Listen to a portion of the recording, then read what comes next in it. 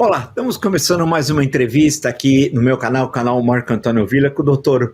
Anderson Pomini, presidente da Autoridade Portuária de Santos. Primeira coisa, claro, agradeço ao Dr. Pomini a aceitação do meu convite e já encaixo a primeira pergunta, porque o que eu ouço falar, e eu sei que não é bem assim, muito pelo contrário, falo muito sobre o Porto de Santos. O Porto de Santos é ineficiente. Então, a primeira pergunta que falam é o seguinte: precisa ser privatizado? As pessoas falam dessa forma. Eu pergunto ao Dr. Pomini, novamente agradecendo a gentileza de ter aceito o meu convite, é preciso privatizar o Porto de Santos? Parte B, o Porto de Santos é ineficiente? Obrigado. Professor Villa, uma honra participar aqui do seu programa, parabenizá-lo pela belíssima história. Você é um grande jornalista, um grande historiador, um querido amigo, do qual eu sou um grande admirador. Bom, começar pela segunda. Primeiro, o Porto de Santos, ele se classifica dentre os mais eficientes do mundo. Ele concorre em pé de igualdade dentre os principais portos chineses, europeus, americanos. A nossa logística é moderna, com boa tecnologia, e, repito, concorre e se classifica dentre os principais equipamentos de logística portuária do mundo. Esse tema privatização, professor, ele foi politizado, na verdade, né? Nas últimas eleições, em especial nos últimos anos, nós discutimos muito a eficiência.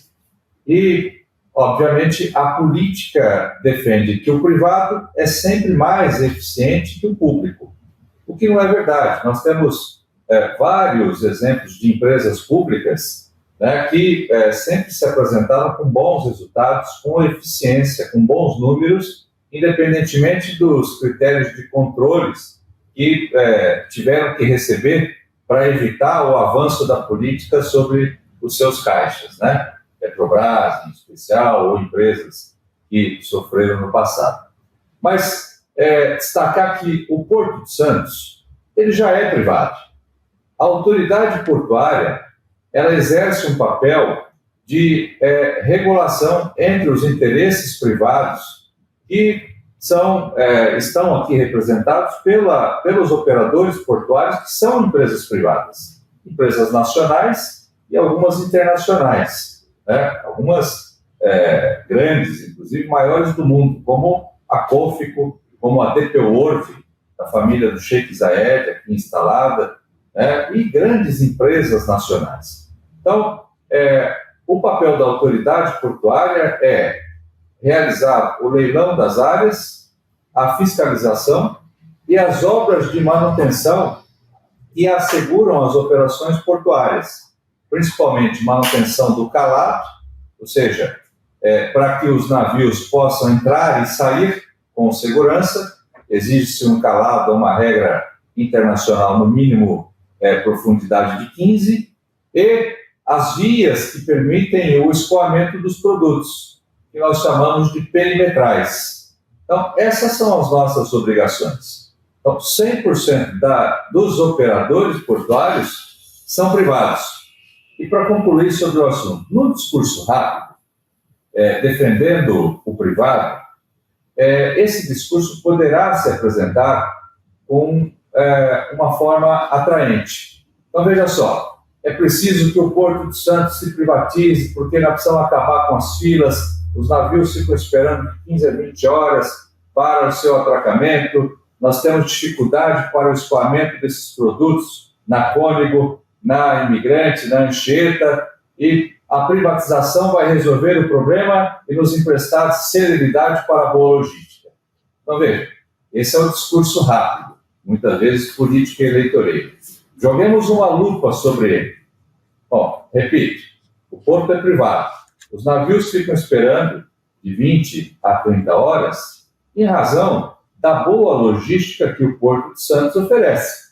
Nós temos uma limitação de 60 berços. Portanto, se eu tivesse mais de 60 berços, mais de 60 navios com o planejamento para o atracamento, né, por óbvio que eles precisam esperar nessa fila. E mais, O armador, que é o importador, ele sempre faz contas. Então, ao final do dia, vale a pena esperar 20, 30 horas ou deslocar para outro porto do Brasil? No Porto de Santos, muitas vezes vale. Por quê? Nós estamos a 70 quilômetros do principal centro comercial do país, que é a capital. Então, é óbvio que nós estamos planejando a expansão do Porto de Santos, a gente tem essa responsabilidade, está inserido no nosso plano de meta. Mas o discurso de privatização, que 100% do privado é melhor que o público, não é verdadeiro. E um último detalhe, esse tema é um tema que permitiria nós ficarmos aqui sobre ele pelo menos umas 2 horas. Vejam só, imaginemos que o governo entendeu pela privatização do Porto de Santos. Nós publicamos um edital e um grupo chinês foi o vencedor. Ao final do dia, o gestor chinês, a autoridade portuária, ele faria a análise das suas cotações na Bolsa, das suas ações na Bolsa. E se este resultado financeiro indicar que o soja é o que lhe oferece melhor resultado, a orientação desta autoridade portuária privada chinesa será, obviamente, para que o porto movimente um número maior de sojas. Eu pergunto, o que nós fazemos com os outros operadores? Fertilizantes, por exemplo, o suco de laranja, os outros operadores que geram produtos brasileiros e dependem exatamente dessa regulação da autoridade pública portuária para regular o mercado e os interesses entre os operadores privados. Então, é preciso muito cuidado quando se fala em privatização. Todos nós somos favoráveis, né? Mas uma empresa pública dessa envergadura, com essa importância, né, e de interesse nacional, ela não pode ser entregue na mão do privado. Na minha opinião, respeitando todas as opiniões contrárias. Acho importantíssimo que o Dr. Pomini está colocando, eu digo isso para os acompanhantes do nosso canal, que nós perdemos a autonomia nacional, né? Nesse caso, né? Sobre o principal porto da América do Sul, do Hemisfério Sul. Isso é central, essa questão que o Dr. Pomini colocou. Eu queria lembrar e colocar a seguinte pergunta. A primeira, uma outra questão do Dr. Pomini. Muitas vezes o problema em relação ao Porto de Santos não está fora do Porto de Santos, por exemplo, no acesso, nas estradas de rodagem, ferrovias, em vulto ao porto, aquilo que não é da autoridade portuária de Santos para resolver? Perfeito. Excelente pergunta. Veja só, eu disse e repito que o Porto de Santos concorre com qualquer outro porto moderno, organizado, com boa logística do mundo. Entrada e saída dos navios funciona muito bem. Nós temos fila porque há uma demanda crescente justamente pela estrutura que é oferecida pelo Porto de Santos. Nossa dificuldade é o escoamento dos produtos para importação ou exportação. Então, como fazer chegar de forma organizada os produtos no Porto de Santos? Vejam só, qual é a nossa estrutura hoje vigente? Então, 30% dos produtos que chegam ao Porto de Santos, eles utilizam o modal ferroviário. Nós deveríamos ter investido no passado neste modal. Não investimos. Na última década, em especial, nós tivemos um plano de expansão da malha ferroviária paulista. Então, há um planejamento para que até 2040 a gente tenha pelo menos 40%, 45% de todo o produto que chega e sai do Porto de Santos, chegue através da malha ferroviária. 70% rodoviária. Muito bem. Nós planejamos uma pista para acesso ao Porto de Santos, que vai completar 80 anos, que é a Anchieta, levando em consideração que a Imigrantes ela foi preparada para veículos leves. Embora a gente utilize uma pista para subida, outra para descida de caminhões, ali de acordo com o cronograma. Mas fato é que nós temos uma pista que permite a logística e o escoamento dos nossos produtos. Anchieta, projetada há quase 80 anos. Quando foi projetada, professor? o Porto de Santos movimentava cerca de 4 milhões de toneladas. Agora, em 2023, nós movimentamos 165 milhões de toneladas. E nós temos a mesma pista.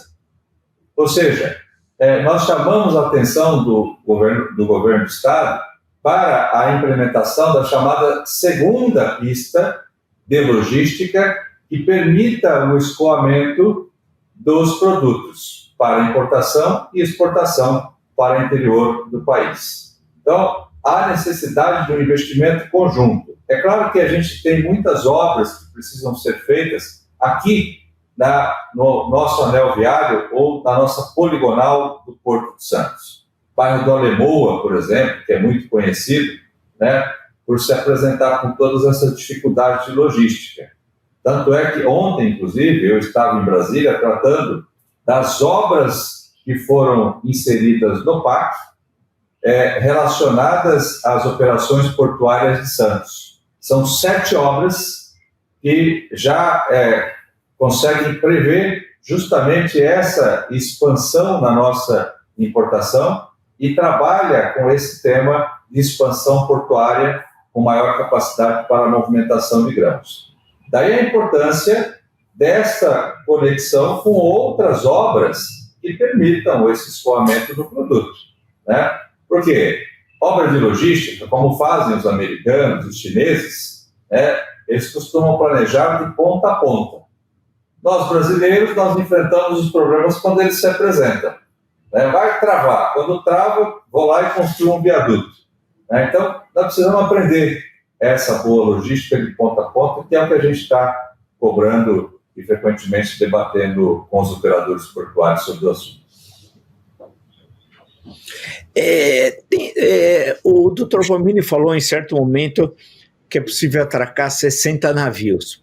Eu pergunto, é possível expandir 70, 80, 90? Isso é viável ou é algo que não está colocado no planejamento agora da Autoridade Portuária de Santos? É viável. Um dos assuntos, inclusive, do nosso encontro com o novo ministro de Portos e Aeroportos, ministro Silvio Costa, foi exatamente a mudança da nossa chamada poligonal. Poligonal é a área definida como portuária. Então, sempre que o governo federal tem interesse de expandir essa área, ele poderá, por portaria, incluir áreas vizinhas, pouco importando se essas áreas pertencem à própria União, ao Estado ou ao município, tendo em vista que nós estamos a tratar de um interesse nacional. Então, se o interesse é justamente focarmos na logística e na infraestrutura, então há necessidade da expansão portuária. Então, nós temos algumas áreas. Ilha dos Bagres, ali no bairro do Alemoa, tem uma área que pertence à prefeitura com 400 mil metros, que se apresenta com potencial de exploração portuária, porque justamente fica próximo ao canal. A exigência, claro, de realização de diversas obras, né? Licenciamento ambiental e principalmente dragagem no futuro. Então, nós estamos atentos ao tema expansão portuária. Além disso, então, só nessa região nós teríamos pelo menos a capacidade, professor Vila, de construirmos e prepararmos mais 8 a 10 berços. Um pouco ao lado, numa área privada, que nós chamamos de TUPs, terminais de uso privados, ou seja, o próprio mercado adquiriu essa área e ele pede as licenças para a implementação de portos para as operações privadas, por isso TUPs, e depois dessas licenças ele poderá implementar e construir os seus berços. Então, só no Largo Santa Rita nós teremos uma Paranaguá. Por que Paranaguá? Porque nós teremos ali a construção de 16 novos berços. Exatamente o número de berços que hoje conta o Porto de Paranaguá, que é o segundo do Brasil em número de operações. Nós construiremos e implementaremos no Porto de Santos o Porto de Paranaguá, ou seja, equivalente pela estrutura que será disponibilizada através desse TUP. É um projeto que exige só de investimento perto de 8 bilhões de reais. Então, nós estamos atentos a essa necessidade crescente da expansão portuária com a construção de novos berços. A gente sempre diz, não sei se eu estou errado aí, por favor, o senhor me corrija, mas pelo Porto de Santos, aproximadamente sai 1/3 da balança comercial brasileira, de exportação e de importação, que entra o que sai. Por outro lado, nós precisamos agregar valor às exportações brasileiras, né? A gente sempre diz isso, muito isso, claro, é uma coisa que transcende, passa pelo governo federal, por uma política de reindustrialização do Brasil, né?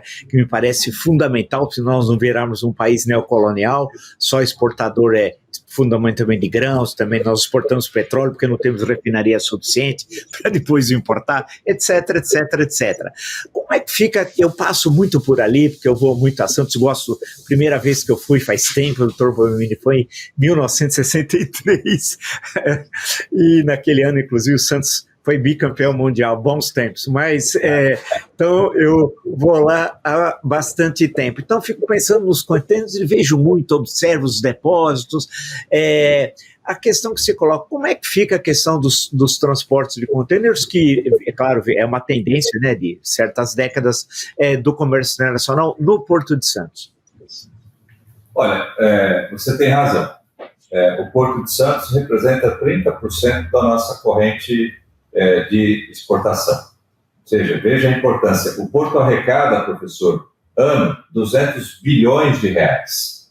Nós temos algumas obras importantes que a gente pode falar na sequência. Uma delas é o túnel Santos-Guarujá, que se pagará em 3 anos, levando em consideração esse potencial de arrecadação.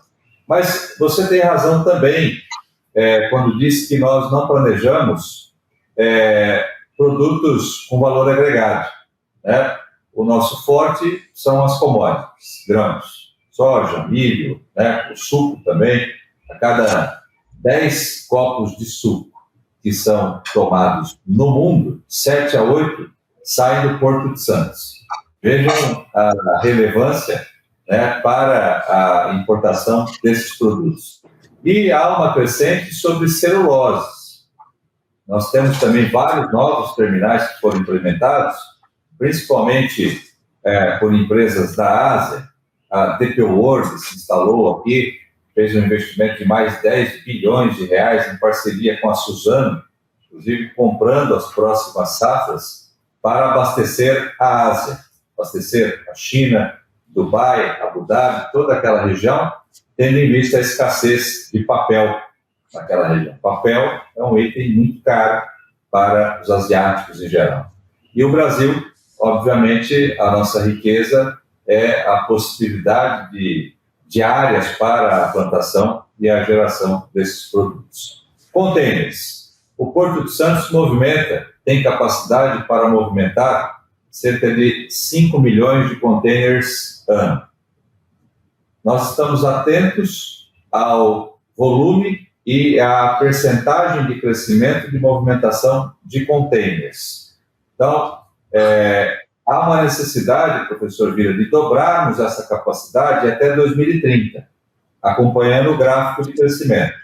Nós temos 2 grandes empresas instaladas aqui, além de outras, mas as 2 principais são Santos Brasil, que é uma empresa brasileira, 100%, modelo de logística para o Brasil e para o mundo, e a margem direita, uma empresa que é fruto da junção da Maersk e da MSC, que é a BTP, que se apresenta com a mesma capacidade de movimentação de contêineres. Temos outras também, a Marimex, outras menores, mas fato é que a gente tem essa capacidade de movimentação de contêineres e nós estamos atentos à necessidade de duplicarmos para 10 milhões até 2030, considerando esses tubos que eu me referi, que pretendem instalar 16 novos berços, e a possibilidade do adensamento de áreas, que é a expansão da área utilizada hoje pela Santos Brasil e pela BTP. E uma terceira área nossa, que é a margem direita, ali no bairro do Saboó, com 200 mil metros, que nós estamos formatando exatamente nesse momento para que essa área possa ser explorada também para movimentação de contêineres e carga geral. O túnel, justamente, o senhor ensinou, falou do túnel, é o que eu ia perguntar. Essa história do túnel também parece aquelas novelas, acho que da TV Excelsior, por mais novos, Canal 9 de São Paulo, tem uma novela interminável, chamava Redenção, durou 2 anos, a minha avó assistia, chorava, eu assistia com ela. Eu pergunto, doutor Pomini, sobre o túnel. Abemos túnel, eu posso ter esperança de um dia poder passar pelo túnel e falar, não, o doutor Pomini falou que ia ter o túnel, eu estou passando, o túnel existe. Ou isso vai ficar para as calendas gregas? Pode sim, abemos túnel. Veja só, esse é um debate secular. 97 anos, para ser exato, o professor que gosta muito de história, é o primeiro registro que nós encontramos nos jornais locais Santos e Guarujá. Essa é uma obra simbólica para o Brasil, professor. Vejam só, os números são extraordinários. Nós temos 2 cidades que cresceram, né, e uma região, considerando todas as outras cidades litorâneas, que transitam 2 milhões de habitantes. E essas cidades cresceram e as operações portuárias também. O fato é que nós temos um canal que recebe diariamente cerca de 30 navios entrando e saindo deste canal, que deveria funcionar como uma avenida expressa para a boa logística brasileira, mas que os nossos práticos, que são os responsáveis, os técnicos responsáveis pela entrada e saída desses navios, eles precisam tomar cuidado e desviar de cerca de 80 mil pessoas que cruzam de um lado a outro, todos os dias. Guarujá, Santos, Santos, Guarujá. Utilizando diversos modais do século retrasado. Então, catraias, balsas de veículos, balsas de pedestres, lanchas, e agora, em razão das operações portuárias, aqui à margem esquerda, operações policiais, alguns até a nado. Então, veja a confusão instalada, né, e o conflito permanente entre cidadãos e operações portuárias. E nós estamos há 97 anos discutindo uma solução. E aqui, para complementar, o Canal da Mancha, que o professor conhece bem, conseguiu conectar a França à Inglaterra 51 quilômetros abaixo do mar, quase a distância de Santos a São Paulo. Ou seja, lá eles construíram esse túnel em 1993 e inauguraram, há 30 anos atrás. Recentemente, Dinamarca projetou um túnel para se conectar à Alemanha. São 18 quilômetros. Este é o nosso modelo de engenharia. Para quem tiver curiosidade, só digitar Fehmarnbelt, túnel Dinamarca-Alemanha. 18 quilômetros, começaram em 2021 e vão entregar em 2029. Nós estamos há 97 anos discutindo uma solução de engenharia para 860 metros. Eu costumo dizer que é preciso que a gente pegue um enxadão e comece a cavar, porque é uma vergonha que a gente não tenha encontrado a solução de engenharia para algo tão importante e que impacta, veja, diretamente na vida de 80 mil pessoas, diretamente nas operações portuárias. Então, a necessidade dessa obra, ela é absolutamente urgente para o Brasil. Não é por acaso que, recentemente, o governo federal chamou para si e incluiu essa obra, inclusive, no PAC. Sempre que você inclui no PAC uma obra, você está atribuindo urgência, celeridade, inclusive com a possibilidade de investimentos públicos. Então, os impactos do túnel para a economia, para o meio ambiente, para o social, são incalculáveis, professor. Vejam só para o meio ambiente. Nós recebemos diariamente cerca de 10 mil caminhões à margem direita, aqui na perimetral do lado de Santos, Porto do lado de Santos. 10 mil caminhões. Sim. Dos quais 3 mil caminhões pegam os produtos, circulam cerca de 45 quilômetros até a margem esquerda, para armazenar os produtos nas retroáreas dos armazéns que ficam no Guarujá. 45 quilômetros, 3 mil caminhões circulando, emitindo CO2. Esses 3 mil caminhões diário emitem 70 mil toneladas de CO2 todos os anos, o que fez com que Santos e Guarujá, essa região portuária, fosse classificada como área de risco ambientalmente falando. Então, esse problema será resolvido com o túnel, já que pelo túnel, este mesmo caminhão, ele levará 1 minuto e 40 segundos para atravessar de um lado ao outro. E o túnel terá o modal para caminhões também, exceto os inflamáveis. Então, veja só, o impacto no meio ambiente, e nós calculamos esse impacto. Impacto no social. Na margem esquerda, eu costumo dizer que o Porto de Santos, ele reflete o Brasil. Muita riqueza, 30% da nossa balança comercial passando por aqui, né? Muita tecnologia, empresas nacionais e internacionais, e a 860 metros, pessoas vivendo em palafitas. Olha a função social da autoridade portuária. Como o túnel está projetado, e foi uma das razões que o projeto contasse exatamente com esse traçado, a desembocadura do túnel sairá exatamente onde estão as palafitas. Com isso, a gente acomoda de forma digna essas pessoas. Nós conseguimos, recentemente, o investimento de 100 milhões de reais da autoridade portuária para a geração de moradias, em parceria com a Prefeitura do Guarujá e com o Governo do Estado. Então, 3 mil famílias serão acomodadas de forma digna. A gente já tem um cronograma para a retirada dessas famílias que começa, por coincidência, esse mês. As 90 primeiras famílias já serão acomodadas de forma adequada. Então, olha o impacto social na vida dessas pessoas com uma obra. E o impacto econômico. Ou seja, quanto custa eu deixar 80 mil pessoas esperando 1 hora e meia, 40 minutos que seja, nos melhores dias, com a maré baixa, esperando para atravessar, para trabalhar, para comercializar. Se hoje eu tenho 80 mil pessoas que cruzam esse canal, e cruzam porque, de certa forma, são obrigadas. Imaginemos com o túnel que eu terei o modal com proteção para os pedestres. Então, esse número certamente irá para 100, para 150 mil pessoas após a entrega da obra. É uma conexão do litoral.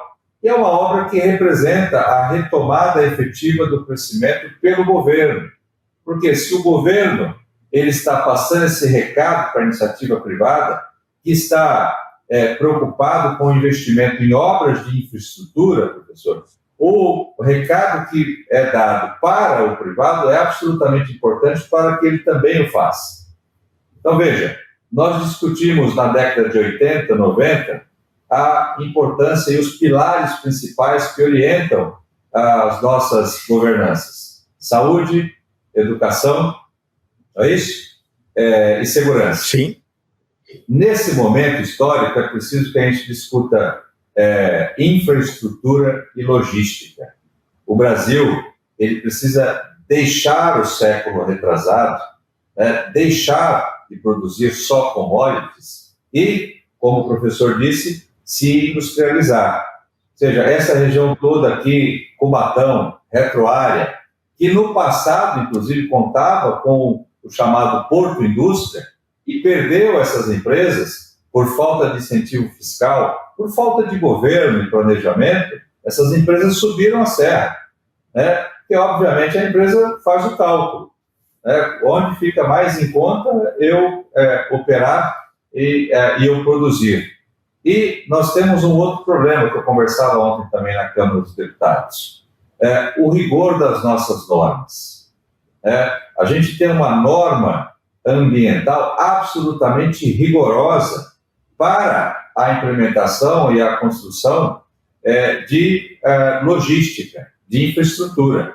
Então, nós precisamos rever essas normas justamente para prestigiar esse tema que é tão importante para o crescimento do país. Então, essa pauta tem que ser inserida como prioritária ao lado do tripé fundamental que nós decidimos em 88, né? E esse momento pede que o governo se debruce sobre esses temas tão relevantes para o país.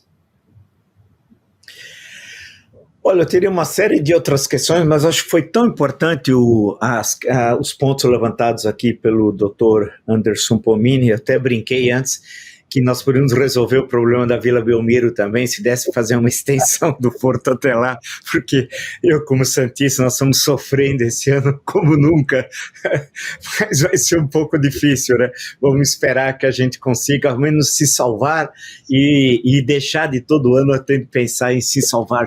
Agora vamos até construir uma arena, dica, que já está bem encaminhado ao acordo com uma empresa, e vai ficar muito bonito o estádio do Santos lá na Vila Belmiro. Mas, deixando o futebol de lado, eu queria agradecer muito ao Dr. Anderson Pomini todos os esclarecimentos, e ele como presidente da Autoridade Portuária de Santos. O Porto de Santos é importantíssimo, faz parte da história do Brasil, provavelmente lembrar desde lá do século XVI, do engenho dos Erasmos, o primeiro engenho do Brasil, né? Já a inserção do Brasil na ordem econômica mundial de então, e a importância na terceira década do século XXI do Porto de Santos, e todos os esclarecimentos que ele deu, que foram centrais do Dr. Pomini, sobre a eficiência, né? Essa história de falar custo Brasil e imputar o Porto de Santos é uma falácia. Então, agradeço muito a gentileza do Dr. Pomini, e já deixo de antemão marcada uma outra conversa, um outro bate-papo. Será um prazer, professor, reiterar o convite para que você venha conhecer o Porto pelo canal. Virei. Hoje nós não temos ainda, teremos o ano que vem com o nosso Parque Valongo, que é o nosso Porto Madeiro, que será inaugurado, que é a área de contemplação. Mas hoje, para conhecer e ficar absolutamente entusiasmado com esse equipamento, que é o maior equipamento logístico do Hemisfério Sul, e é dos brasileiros, é nosso, é preciso que você conheça pelo canal. Então, o dia que o professor puder, por favor, venha, será uma honra muito grande por aqui. Valeu, muito obrigado, irei sim, e agradeço, e quem está acompanhando o nosso canal, acho que aprendeu bastante sobre a importância do Porto de Santos, e esse é o papel do nosso canal, é qualificar o conhecimento e as reflexões sobre o Brasil. Muito obrigado então, e até a próxima.